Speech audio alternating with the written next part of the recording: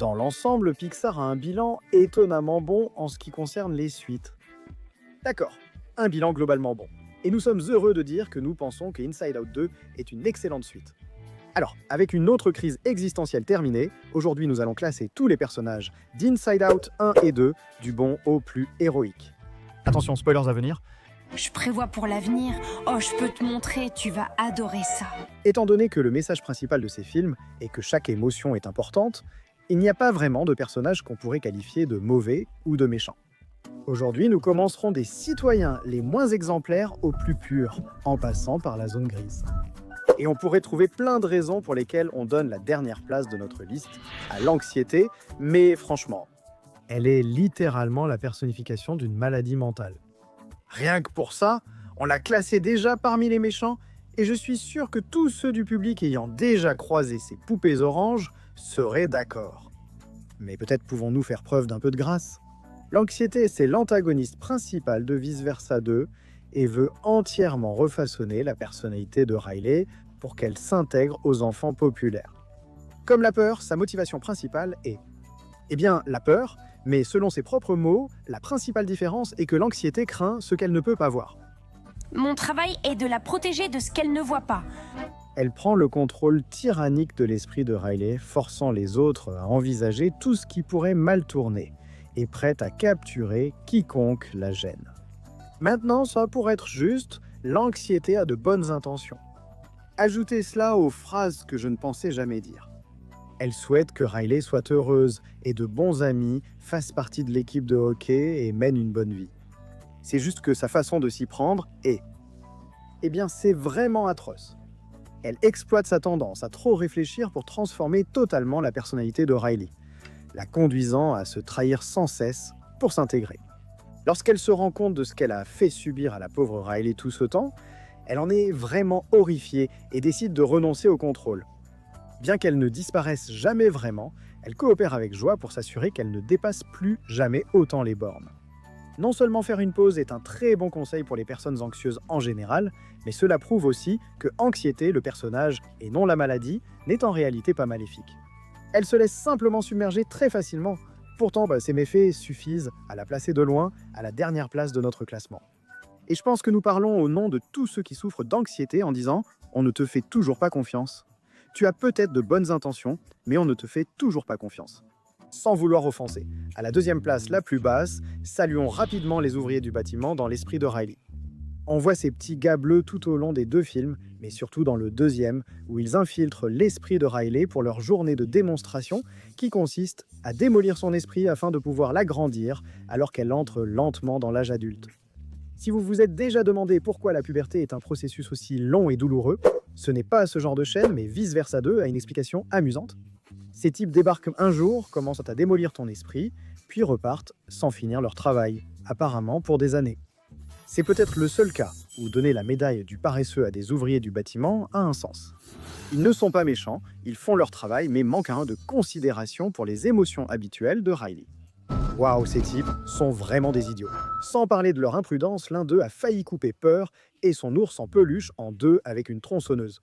Pour compléter le bas du classement, il y a Jangles. Dans l'esprit de Riley, Jangles est une créature de clown monstrueuse qui vit pour la terroriser de toutes les manières possibles. En fait, c'est seulement un animateur de fête qui a accidentellement effrayé Riley petite, lui causant une peur persistante. As-tu dit anniversaire ? Ce n'est en aucun cas un personnage intentionnellement maléfique, et contrairement à l'anxiété, il ne risque pas de gâcher la vie de Riley. Alors, on va lui donner une place un peu plus respectable, même si personnellement, je déteste les clowns. Ensuite, il y a le secret sombre de Riley.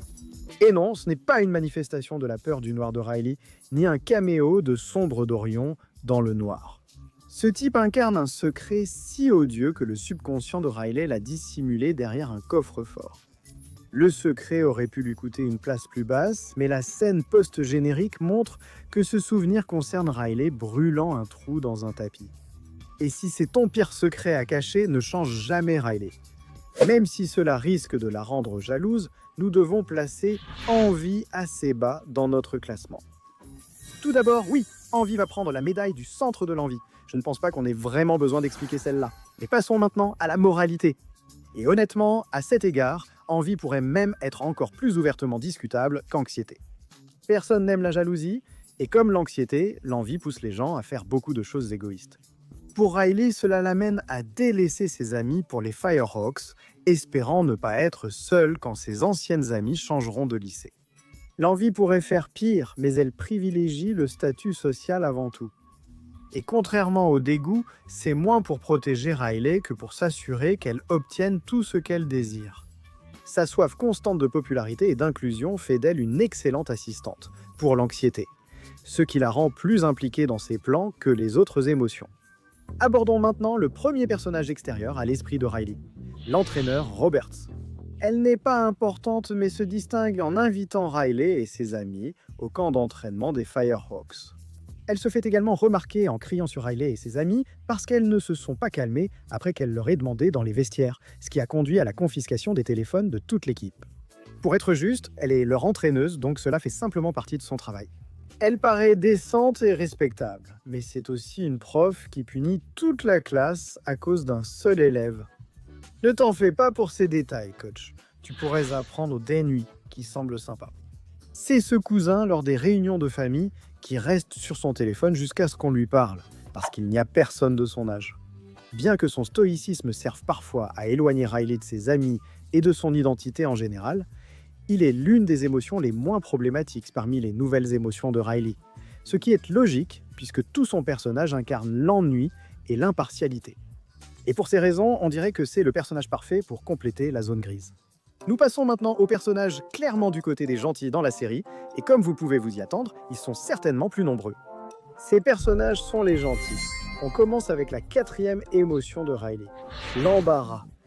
Et malheureusement pour tout le monde, il est là pour rester, alors préparez-vous à passer de longues nuits à repenser à ce moment gênant du collège. Je plaisante, il y en a sûrement plusieurs. Bref, la gêne, c'est plus qu'un grand gars timide qui ressemble à Charlie des Smiling Friends. En fait, c'est bien plus que ça. La gêne pourrait aider l'anxiété et les autres dans leur objectif de transformer Riley en une personne plus anxieuse et moins authentique, mais il a souvent montré qu'il désapprouvait ces méthodes. À plusieurs reprises dans le film, il s'oppose à l'anxiété. Il refuse surtout de dire que la tristesse se cache dans la salle de contrôle pendant que les autres voyagent.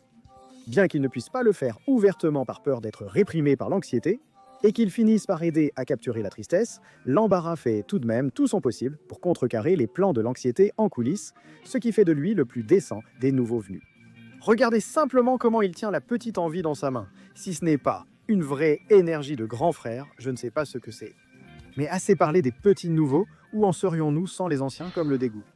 Le dégoût, l'une des 5 émotions de Riley, agit comme la peur en l'empêchant de faire des choses dangereuses.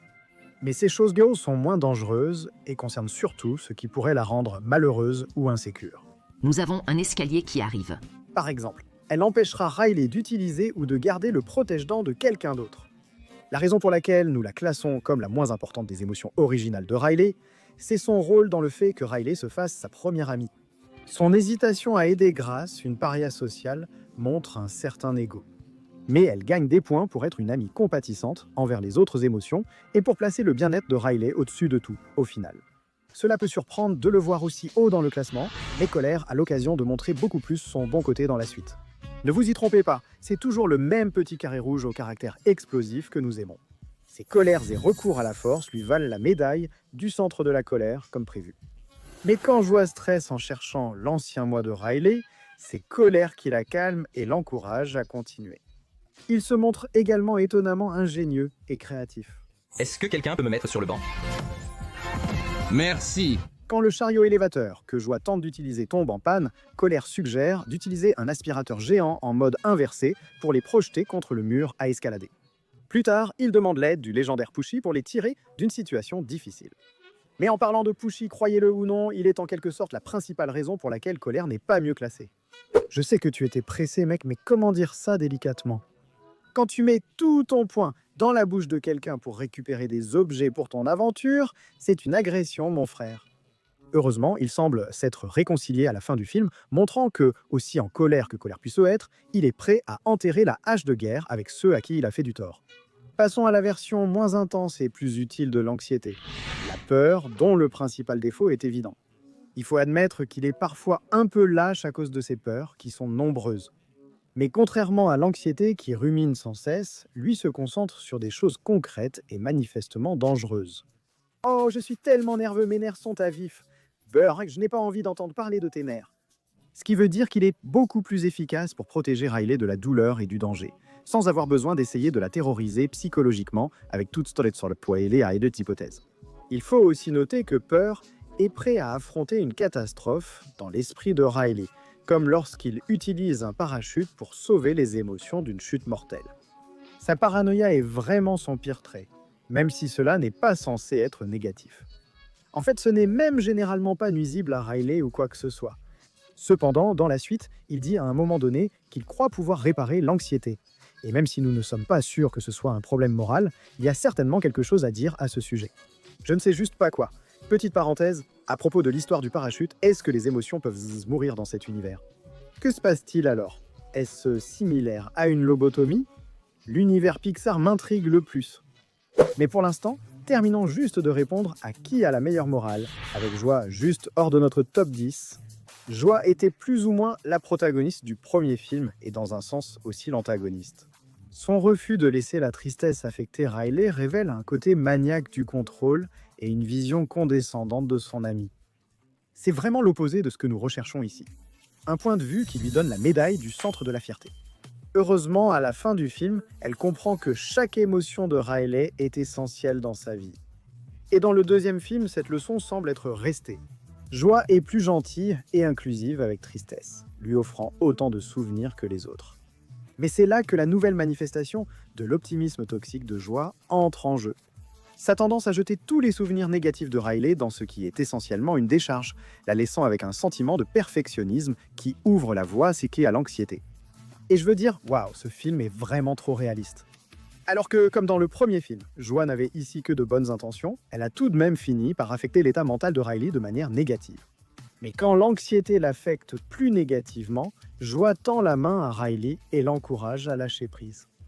Après la tempête, Joie explique qu'elle conseille désormais anxiété pour éviter qu'elle ne s'inquiète trop, permettant à Riley de profiter du moment présent. Joie a beaucoup changé depuis le premier film et reconnaît dans le deuxième qu'elle se laisse facilement envahir par la pression d'être constamment positive. En acceptant la tristesse comme une amie, c'est presque comme si Joie avait accepté ses propres émotions négatives et les utilisait pour aider les autres. Ce qui montre qu'elle mérite non seulement d'être la capitaine officieuse de l'esprit de Riley, mais aussi qu'elle est une bien meilleure amie qu'avant. Nous allons placer la tristesse un peu plus haut. La tristesse est le deutéragoniste du premier film et transmet l'une des plus grandes leçons de Pixar. C'est normal de se sentir triste parfois, et c'est vraiment le cas. La tristesse offre un réconfort essentiel à ceux qui l'entourent. Dans le premier film, elle réconforte Bing Bong après la perte de sa fusée, en l'écoutant et en le prenant dans ses bras. Quand Joelito accepte que la tristesse fait partie de la vie, elle aide Riley à être triste un moment pour qu'elle puisse ensuite retrouver le bonheur. Après avoir appris que ses amis iront dans un autre lycée, Tristesse aide Riley à pleurer pour qu'elle poursuive sa journée. Parmi toutes les émotions, Tristesse est la moins agressive, la moins orgueilleuse, et en même temps, elle est tout aussi désireuse d'aider Riley que les autres. Mais que deviendraient ces émotions sans leur propriétaire, Riley Anderson? Cette ado anxieuse, passionnée de hockey et portant un appareil dentaire, revient avec plus de présence à l'écran. C'était douloureux. Le désespoir de Riley à s'intégrer la rend très attachante pour le public. Alors que l'on voit que Riley est une fille gentille, que ce soit en aidant les membres de l'autre équipe de hockey à se relever ou en étant attentionnée en général, on voit aussi qu'elle n'est pas parfaite. Sa pire action et celle qui plane sur tout le film, c'est sa tendance à laisser tomber ses amis juste pour se rapprocher de Valentina Ortiz. Prête à trahir elle-même et ses amitiés pour se rapprocher d'elle, elle finit par faire tomber Grace lors d'une crise de rage sur la glace. Dans l'une des scènes les plus stressantes de l'histoire de Pixar, la pauvre Riley fait une crise de panique alors qu'elle a du mal à gérer ses émotions et à comprendre à quel point elles deviennent complexes. La culpabilité d'avoir blessé sa meilleure amie fait vaciller cette tour déjà fragile. Elle s'excuse auprès de ses amis et elle se réconcilie, ce qui mérite d'être reconnu. Passons à Bluffy, le dessin animé préféré d'enfance de Riley, qu'elle aime toujours en secret. C'est une parodie de Blue's Clues, La Maison de Mickey et d'autres émissions pour jeunes enfants. Bluffy est une chienne rose adorable qui aime aider discrètement. Il est plus qu'heureux d'aider les émotions à ne pas rester enfermées, à condition qu'elles lui rendent l'appareil en le libérant de la prison mentale de Riley. Cela dit, honnêtement, il n'a peut-être pas toute sa tête. Saint d'esprit ou pas, Bluffy reste un bon pote, toujours prêt à aider et soutenir ses amis. Mais en parlant d'amis, ce film a à la fois de vieux amis et de nouveaux amis, y compris Val Ortiz. Elle accueille Riley et souhaite sincèrement l'intégrer et la mettre à l'aise. Elles entretiennent une relation fraternelle, malgré la tendance de Riley à trop réfléchir et son anxiété. Val est toujours vraiment gentille avec elle, même lorsque Riley met accidentellement le groupe dans l'embarras dans les vestiaires. Val est une fille adorable et n'a pas vraiment de défauts à mentionner.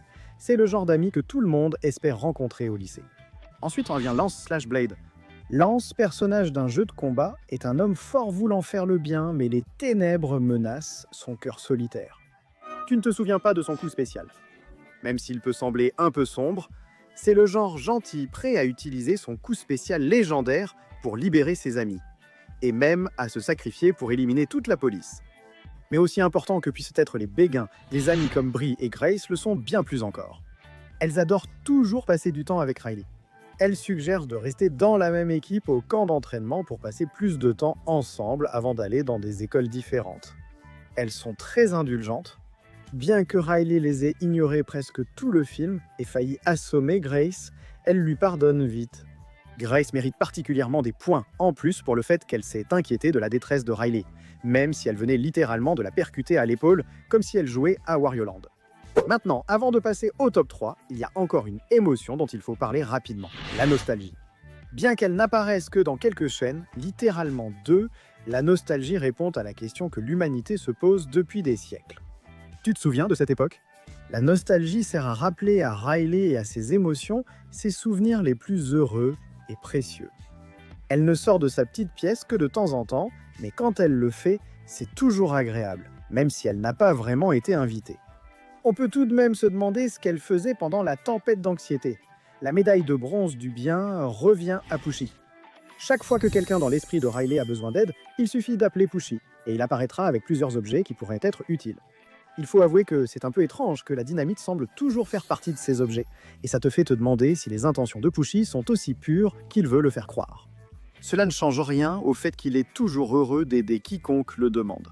Comme dit plus tôt, il devient ami avec Angé, même si celui-ci l'a presque agressé. Pushy était vraiment altruiste, mais 2 personnages auraient un léger avantage. En réalité, il y en a 3 de plus car la médaille d'argent de la bonté revient aux parents de Riley. Les parents chez Pixar sont souvent bons, mais ceux de Riley se distinguent particulièrement. Malgré leurs difficultés, ils essaient de garder bonne figure devant Riley, l'encouragent lors des matchs de hockey et s'intéressent à ses émotions et actions. Vu à quel point ils la soutiennent, l'encourageant sans cesse lors des matchs et faisant semblant de trouver le poulet brûlé délicieux, il n'y a jamais de doute sur l'amour que Riley reçoit. Ils montrent aussi une grande patience même quand Riley s'emporte contre sa mère sans raison. Elle ne se fâche pas contre elle, comprenant plutôt que la puberté approche et que, par conséquent, les émotions sont à fleur de peau. En ce qui concerne les parents fictifs, Riley a vraiment de la chance d'avoir certains des meilleurs. Mais finalement, je passe le personnage qui remporte la médaille d'or de la bonté est Bing Bong. Bing Bong était le meilleur ami imaginaire de Riley pendant sa petite enfance. Nous avons déjà mentionné que Bing Bong aime tellement Riley qu'il est vraiment dévasté lorsqu'il découvre qu'elle l'oublie lentement, mais sûrement. Cela n'enlève rien au fait qu'il reste le personnage le plus aimant des 2 films. Bing Bong existe pour rendre Riley heureuse et veut aider joie et tristesse à revenir au quartier général. Tu te souviens quand on a plaisanté tout à l'heure sur la question des émotions qui meurent ? Eh bien, on aurait très bien pu découvrir la réponse si ce n'était pas pour Bing Bong. Il était prêt à se sacrifier pour que joie et tristesse atteignent le quartier général, ne demandant qu'à être emmené sur la Lune. Pour lui, emmène-la sur la Lune pour moi. D'accord ? Sans le sacrifice de Bing Bong, joie et tristesse n'auraient peut-être jamais réussi à retourner au quartier général, et donc Riley aurait... Je ne sais pas, mais quelque chose se serait passé. Tout ce que nous savons avec certitude, c'est que son noble sacrifice prouve que Bing Bong était vraiment l'ami de Riley qui aimait jouer. Mais plus que ça, il était l'ami de Riley qui aimait la voir heureuse. Ce genre d'amitié altruiste, même imaginaire, suffit à l'envoyer sur une fusée jusqu'à la première place de notre classement. Si vous voulez bien m'excuser, je vais pleurer des bonbons.